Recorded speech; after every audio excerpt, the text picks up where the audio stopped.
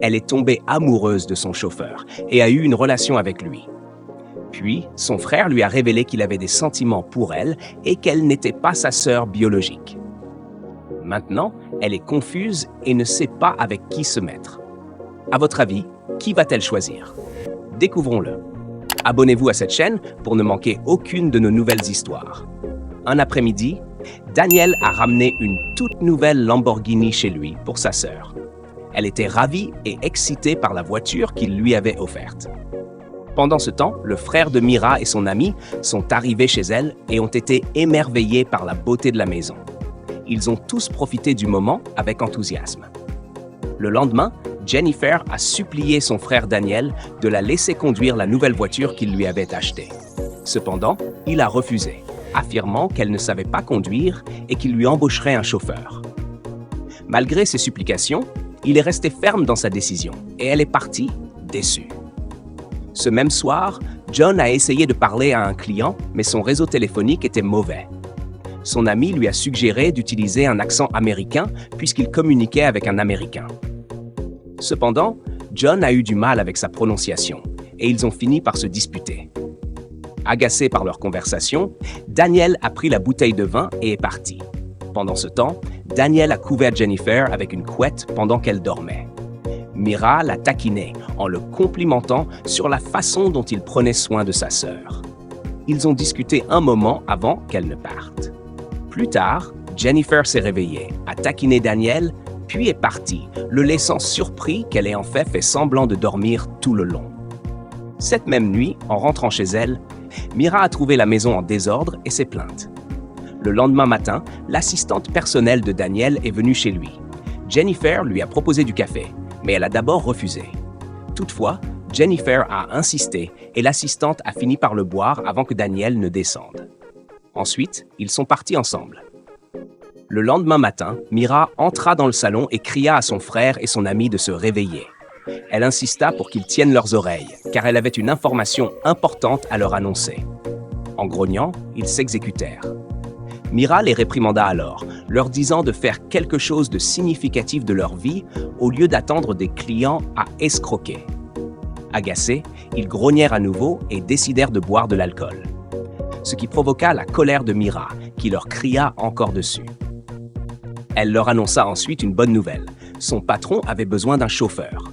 Cependant, ils méprisèrent tous les deux cette opportunité et rejetèrent l'idée, affirmant qu'ils ne savaient pas conduire. Frustrée, Mira partit en colère. Plus tard dans la journée, Mira prit une belle photo de Jennifer dehors avec sa voiture. Pendant ce temps, John et son ami étaient frustrés, car leur travail n'avait donné aucun résultat positif. Ils se disputèrent et John encouragea son ami à envisager le poste de chauffeur, mais celui-ci refusa.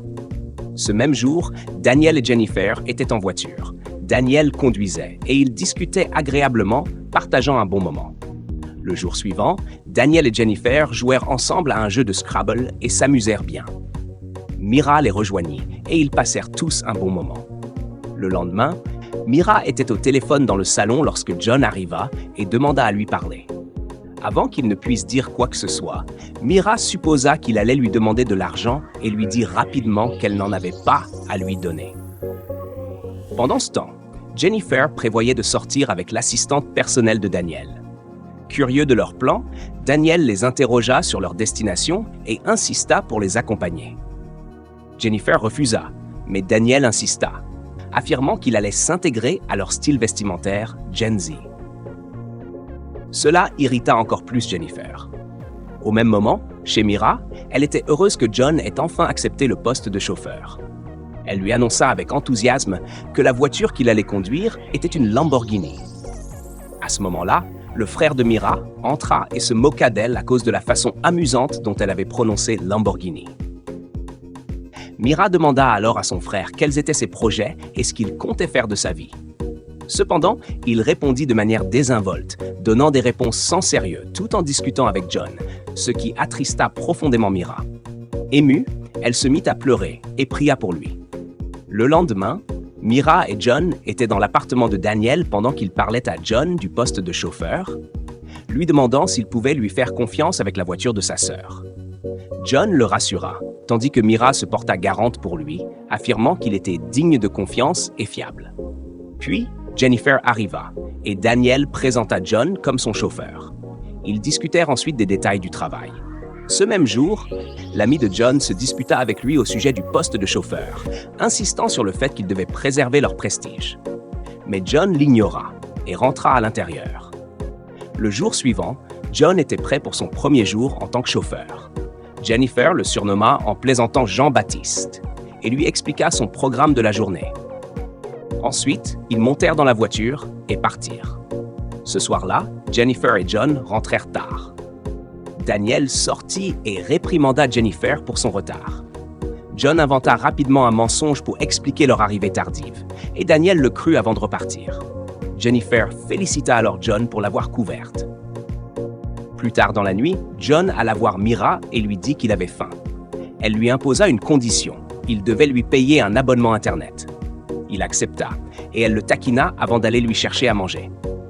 Le lendemain, Daniel était sur son chantier de construction, examinant un bâtiment pour ses clients. Ce même soir, Jennifer rentra encore tard et tenta de se faufiler discrètement dans sa chambre. Cependant, Daniel était encore réveillé et lui demanda pourquoi elle était rentrée si tard. Une fois de plus, John inventa une excuse. Bien que Daniel restât sceptique face à leurs histoires répétées, il choisit d'ignorer la situation.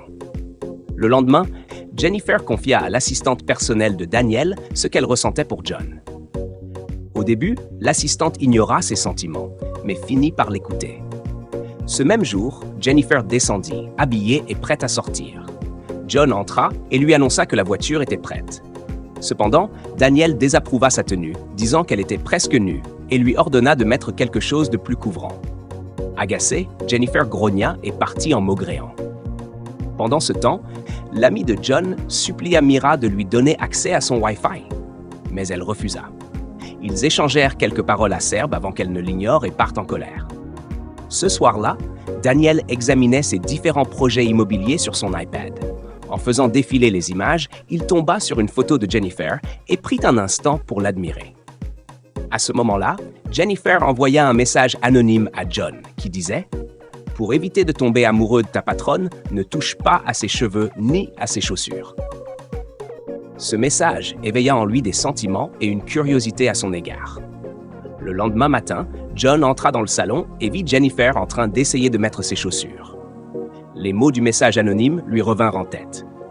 Ignorant l'avertissement, il s'agenouilla et l'aida à enfiler ses chaussures. Mira assista à la scène, taquina John à ce sujet, puis s'éloigna. Pendant ce temps, Daniel observait tout depuis l'étage avant qu'il ne quitte la maison. Ce soir-là, Mira entra dans la chambre de John pour nettoyer le sol, mais John fut agacé qu'elle soit entrée sans frapper. Ils échangèrent quelques mots, puis Mira le mit en garde contre sa supposée liaison avec Jennifer, la sœur de son patron. Le lendemain, Daniel discuta de ses projets immobiliers en cours avec son assistante personnelle. Pendant ce temps, Jennifer rentra de son shopping et, en saluant John avant de monter à l'étage, elle éveilla encore plus les soupçons de Daniel, qui remarqua une certaine complicité entre eux. Ce soir-là, Jennifer se rendit dans la chambre de John avec un verre de vin, dans l'intention de boire avec lui. Le lendemain, John et Jennifer revinrent d'une autre séance de shopping, ce qui renforça encore les soupçons de Daniel, bien qu'ils ne puissent pas identifier exactement ce qui se passait entre eux. Ce même jour, John amena la voiture de son patron chez lui. Son ami le félicita pour la voiture, mais John lui expliqua qu'elle ne lui appartenait pas. Son ami en profita alors pour lui demander 10 000 Naira, que John lui transféra avant qu'il ne parte. Ce soir-là, Jennifer se rendit dans la chambre de John et ils enregistrèrent une vidéo ensemble. Pendant ce temps, Daniel n'arrivait pas à dormir. Il essaya d'appeler Jennifer, mais elle ne répondit pas, car elle était avec John dans sa chambre. Le lendemain matin, alors que Daniel travaillait sur son iPad, Jennifer entra. Il lui demanda immédiatement pourquoi elle n'avait pas répondu à son appel la veille, mais elle trouva une excuse. À ce moment-là, John arriva et les salua. Jennifer lui répondit en l'appelant « beau gosse », ce qui renforça encore plus les soupçons de Daniel. Le lendemain, Daniel discutait de ses projets d'affaires avec son assistante personnelle lorsque Jennifer arriva. Elle le salua, puis emmena l'assistante à part, disant qu'elle avait un potin à partager. Daniel observa John attentivement et sentit que quelque chose se passait entre lui et Jennifer. Le matin suivant, John était dans le salon lorsque lui et Jennifer commencèrent à s'embrasser. Mira assista à la scène et l'appela immédiatement dans la cuisine. Visiblement contrariée, elle le mit en garde contre sa relation avec Jennifer et lui conseilla de se concentrer sur son travail afin d'améliorer sa vie. John s'en alla ensuite. Ce soir-là, John reçut un appel de son ami qui lui demanda 100 000 Naira. John lui répondit qu'il ne pouvait pas se permettre une telle somme, ce qui laissa son ami déçu et pensif. Le lendemain, Jennifer parla de John à son frère Daniel, lui révélant qu'il possédait une licence en informatique ainsi qu'un diplôme en ingénierie de l'intelligence artificielle et en sciences des données. Elle ajouta également qu'il avait de vastes connaissances en technologie et demanda à Daniel de l'aider. Cependant, Daniel exprima son inquiétude. Il trouvait que Jennifer parlait trop souvent de John et passait moins de temps avec lui. Jennifer le taquina en disant qu'il était jaloux, avant de lui faire une révélation choquante. Elle était amoureuse de John. Cette déclaration surprit énormément Daniel. Cette nuit-là, Daniel n'arriva pas à dormir, repensant sans cesse à la confession de Jennifer sur son amour pour John. Pendant ce temps, John et Jennifer partageaient un moment romantique lorsque le téléphone de John sonna. Il choisit d'ignorer l'appel. Plus tard dans la nuit, il rappela, mais son ami ne répondit pas. Le matin suivant, Daniel interrogea John sur son manque de concentration par rapport aux raisons pour lesquelles il avait été embauché. Jennifer entra alors, salua Daniel, puis partit avec John sous le regard attentif de Daniel. Plus tard, Daniel, mécontent, exprima son irritation envers son assistante personnelle, lui reprochant son manque de professionnalisme. Agacé, il lui demanda de partir. Ce même jour, l'ami de John était contrarié qu'il n'ait pas répondu à son appel. John tenta d'expliquer qu'il dormait, mais son ami resta agacé. Il lui demanda alors 100 000 Naira. Exaspéré par son arrogance, John mit fin à leur amitié et s'éloigna. Quelques jours plus tard, Jennifer pleurait dans le salon tandis que son ami la consolait. John entra, inquiet, et lui demanda pourquoi elle pleurait, mais elle le gifla avec frustration, l'accusant d'avoir essayé de l'arnaquer. John était confus et ne comprenait pas ce qu'elle voulait dire. Elle lui révéla alors que son ami était venu la voir et lui avait tout raconté. Sous le choc, John tenta d'expliquer que ce n'était pas vrai, mais Jennifer lui demanda de partir. À ce moment-là, Daniel entra, assista à la scène et, sans hésitation, ordonna à John de quitter immédiatement sa maison. Ce même soir, John se rendit chez Mira et frappa son ami pour lui avoir menti à propos de lui auprès de sa patronne, puis il s'en alla. Pendant ce temps, chez Daniel, ce dernier alla voir Jennifer dans sa chambre et la consola. Le lendemain, Daniel offrit un collier à Jennifer, ce qu'elle apprécia avant de retourner dans sa chambre. Ce soir-là, Daniel se rendit dans la chambre de Jennifer, et alors qu'ils discutaient, il lui fit une révélation à laquelle elle ne s'attendait pas. Il lui annonça qu'elle n'était pas sa sœur biologique, que ses parents l'avaient recueillie alors qu'elle était encore petite et qu'elle appartenait en réalité à une autre famille.